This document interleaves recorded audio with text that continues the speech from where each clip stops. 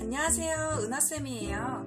다들 코로나19로부터 안전하게 잘 지내고 계시죠? 저도 잘 지내고 있습니다. 오늘은 100회 특집으로 특별 영상을 준비해봤어요. 오늘 특별 영상인 만큼 새로운 수업 방법으로 찾아뵀어요. 제가 이 특별 영상을 제작하기 위해서 저번 주에 댓글로 설명이 더 필요한 자폐성 장애 학생의 교수법 한 가지를 남겨달라고 부탁드렸었는데 많은 분들이 댓글을 달아주셨어요. 그 중에서 가장 많이 요청해주신 환경중심 언어중재에 대해서 설명을 해드리려고 합니다. 다 함께 설명을 들어볼까요? 환경중심 언어중재가 무엇이냐? 환경중심 언어중재는 환경중심 교수 전략을 의사소통에 적용한 것이에요.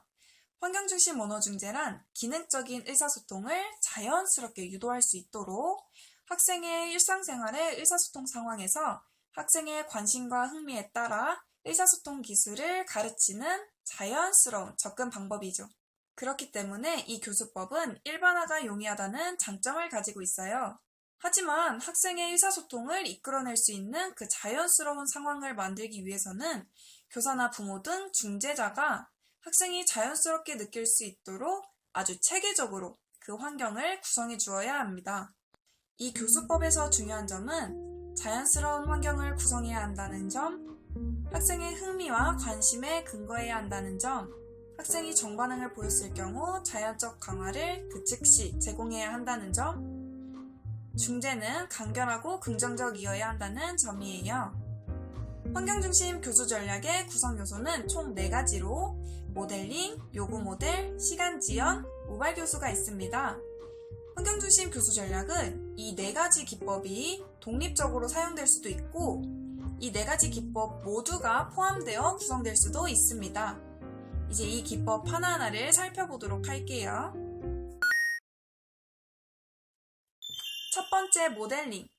모델링은 우선 아동의 관심이 어디에 가 있는지 살피다가 그 물건이나 행동에 같이 참여하여 학생과 공동 관심을 형성한 후에 그의 적절한 구어나 몸짓을 시범 보여주는 것을 의미합니다. 이 기법은 습득 단계에서 많이 사용해요. 교사가 시범을 보였을 때 학생이 그에 맞게 따라한다면 즉각적인 칭찬과 함께 원하는 물건이나 활동을 제공합니다. 하지만 만약 따라하기를 실패했다면 다시 한번 시범과 반응할 기회를 제공합니다. 그럼에도 불구하고 만약 오반응을 보였다면 그때는 그에 대한 정확한 피드백을 제공하고 즉각적인 강화를 제공합니다. 두 번째, 요구 모델. 요구 모델은 지시나 질문을 하여 먼저 학생의 반응을 요구한 후에 학생의 반응을 기다려주고 그래도 학생이 반응하지 않는다면 시범을 보여주는 기법이에요. 모델링과 이 기법이 다른 점은 학생에게 반응할 기회를 우선 주고 나서 언어적인 시범을 보여준다는 것이에요. 반응 요구를 했을 때 학생이 적절하게 반응하면 즉각적인 칭찬과 함께 강화를 제공해요. 세 번째는 시간 지연. 시간 지연은 학생의 반응을 충분히 기다려주는 거예요. 보통은 3에서 5초 정도를 기다려주는데 좀 더 나이가 많은 학생의 경우에는 10초 이상 지연을 하기도 합니다. 마지막으로 4번째, 환경중심 언어중재의 핵심적인 기법인 모발교수예요. 모발교수는 학생의 의사소통 기능 및 기술을 증진시키는데 매우 효과적인 기법이에요. 모발교수란 생활환경에서 우연히 일어나는 의사소통의 기회 또는 언어학습의 기회를 이용하여 학생의 자발적인 언어 산출을 유도하는 기법입니다. 학생의 관심사를 중심으로 요구하기를 훈련할 수 있습니다. 그러기 위해서는 학생이 사물이나 도움을 요구해야 하는 환경을 구성해 주어야 합니다. 기법 이름은 우발교수이지만 아까 말씀드렸듯이 학생이 그 우발적임을 느끼기 위해서 중재자는 다분히 의도적으로 환경을 구성해야 합니다. 우발교수가 다른 기법들과 다른 점은 학생이 먼저 자발적으로 요청을 한다는 거예요. 물론 학생이 자발적으로 요청할 수 있도록 교사가 환경을 구성해 주어야겠죠? 이 환경중심 언어중재를 자연스럽게 적용할 수 있는 상황 전략에는 6가지가 있어요. 첫 번째, 학생이 흥미있는 상황을 만들어준다. 두 번째는 학생이 원하는 것이 손에 닿지 않도록 좀 거리를 두거나 좀 더 높은 곳에 올려두는 등 손에 닿지 않는 상황을 만드는 것. 세 번째는 과제를 제시할 때 일부러 다르게 제시하거나 잘못 제시하는 등 부적절한 상황을 만드는 것. 네 번째는 선택해야 할 상황을 만드는 것. 다섯 번째는 도움이 필요한 상황을 만드는 것. 마지막으로 여섯 번째는 학생에게 예기치 못한 상황을 만들어주는 것이에요. 지금까지 설명해드린 교수법의 이해를 돕기 위해 학생 한 분을 초대해서 교수법을 적용해 보도록 하겠습니다. 학생을 소개하기 위해 제가 또 특별한 분을 모셨어요. 바로 제 친구이자 학생의 담임선생님인데요. 전화 연결을 한번 해보도록 하겠습니다.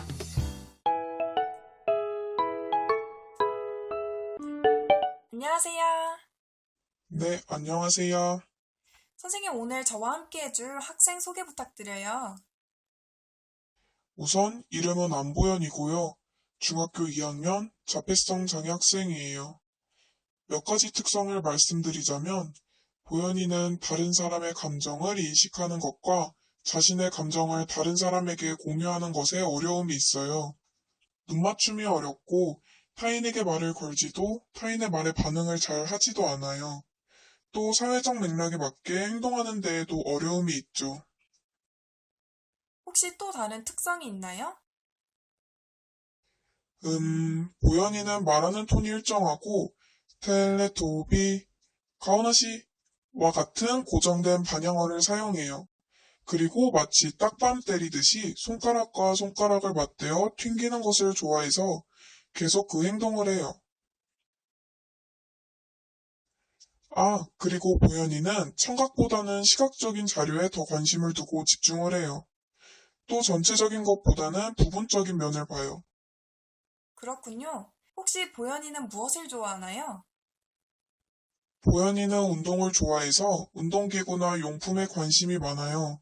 또 바나나 우유와 진라면을 좋아해요. 네, 잘 들었습니다. 보현이의 특성을 바탕으로 교수법을 잘 적용해 보도록 하겠습니다. 답변 감사합니다. 네, 보현이의 특성을 통해서 자폐성 장애 학생의 특성을 습해볼 수 있었네요. 그러면 이제 보현이에게 직접 교수법을 적용하러 가볼까요?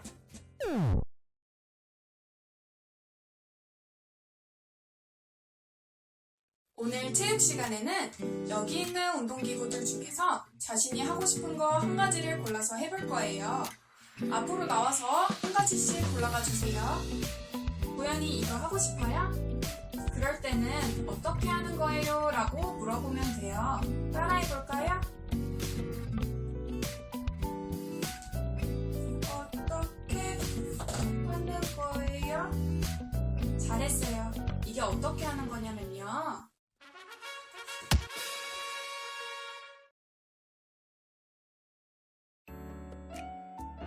오늘 맛있는 우유 나오는 날이네요. 보현이는 바나나 우유 마시고 싶어요? 아니면 초코 우유 마시고 싶어요?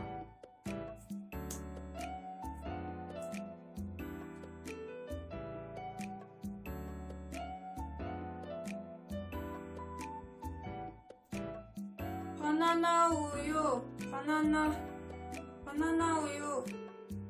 마시고 싶어요도 같이 말해야 해요. 바나나 우유 마시고 싶어요.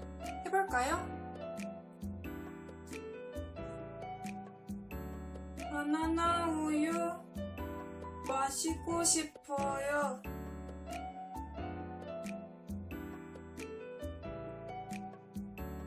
잘했어요. 자리에 앉아서 우유 마셔요.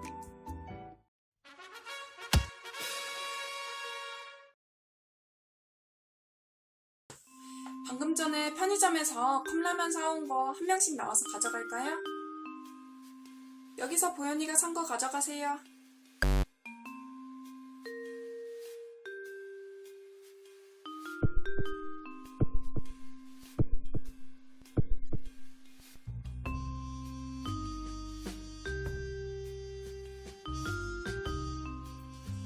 진라면 주세요. 진라면. 미안해요. 깜빡하고 보현이 것을 안 뺐네요. 여기 있어요. 제가 교사가 되어서 보현이에게 교수법을 적용해봤는데 어떠세요? 환경중심 언어중재가 좀 이해가 되시나요? 만약 추가로 질문이 있으시면 밑에 댓글에 달아주세요. 방금 배운 교수법을 이대로 끝내기 아쉽죠? 복습 겸 기출문제 한 문제를 풀고 가볼게요. 강화된 환경중심 언어중재를 포함하여 환경중심 언어중재는 최근 10년간 유아특수에서 거의 매년 나오고 있고 초등특수에서는 4회, 중등특수에서는 6회 출제가 되었어요. 저희는 그 중에서 2017년 중등특수 문제를 풀어보도록 하겠습니다. 3번 문제가 이렇게 길게 나와 있지만 이 중에서 환경중심 언어중재와 관련 있는 디귿과 리을을 풀어보도록 할게요. 다음은 자폐성 장애 학생 Y의 의사소통 중재와 관련하여 김 교사와 박 교사가 나눈 대화의 일부이다. 디귿에 공통으로 들어갈 중재 전략을 쓰고 리을을 한 가지 제시하시오. 이제 중략 이후부터 읽을게요. 그리고 Y는 구어를 할 수는 있으나 필요한 상황에서 적절하게 사용하지 않습니다. 어떻게 해야 할까요? 라고 물었을 때 박 교사가 대답을 했어요. 박 교사의 대사 중 끝에서 세 번째 줄 오른쪽 끝을 보면 이처럼 학생의 선호에 맞게 환경을 구성하고 학생이 관심을 보이며 촉진을 통해 적절한 반응을 유도하는 것입니다. 라고 나와 있어요. 이게 무엇이죠? 맞아요. 환경중심 언어중재죠. 그럼 위에서부터 다시 읽어볼게요. 예를 들어 먼저 Y가 좋아하는 만화책을 손이 닿지 않는 책장 위에 두고 관심을 보일 때까지 기다려주세요. 여기를 보면 손이 닿지 않는 곳에 두고 학생이 관심을 보일 때까지 기다려주세요 라고 했죠. 환경중심 언어중재가 맞죠? 이어서 볼게요. Y가 좋아하는 만화책에 관심을 보일 때 같이 쳐다보면서 만화책 주세요 라고 말하도록 유도하세요. 만약 Y가 말을 하지 않고 계속해서 손가락으로 만화책을 가리키기만 한다면 이때 선생님께서 만화책 주세요 라고 먼저 말하세요. Y가 만화책 주세요 라고 따라 말하면 그때 만화책을 주면 됩니다. 여기 부분 보면 계속해서 손가락으로 가리키는 것도 자발적인 의사소통 시도인 거죠. 학생이 먼저 자발적인 의사소통을 시도했어요. 그러면 이 기법은 무슨 기법일까요? 환경중심 언어중재 중에서 맞아요. 우발교수죠. 그렇기 때문에 디귿의 답은 우발교수입니다. 그래, 이어서 리을 볼게요. 네, 그렇군요. 그러면 중재전략 우발교수는 기억의 답이 DTT거든요. 그래서 DTT에 비해 어떤 장점이 있나요? 라고 물어봤어요. 우발교수는 DTT에 비해 어떤 장점이 있나요? DTT는 특정 기술을 지도하기 위해 구조화된 환경 내에서 시행을 반복하는 것이에요. 그에 비해서 우발교수는 자연스러운 환경에서 언어중재를 시도하는 것이죠. 그랬을 경우에 어떤 장점이 있을까요? 그렇죠. 자연스러운 상황에서 하다 보니까 일반화에 용이하겠죠? 그렇기 때문에 리을의 답은 일반화에 용이하다입니다. 이렇게 오늘 수업이 끝이 났네요. 오늘 수업 듣느라 고생 많으셨어요. 다음번에는 원래 방식대로 수업을 진행할게요.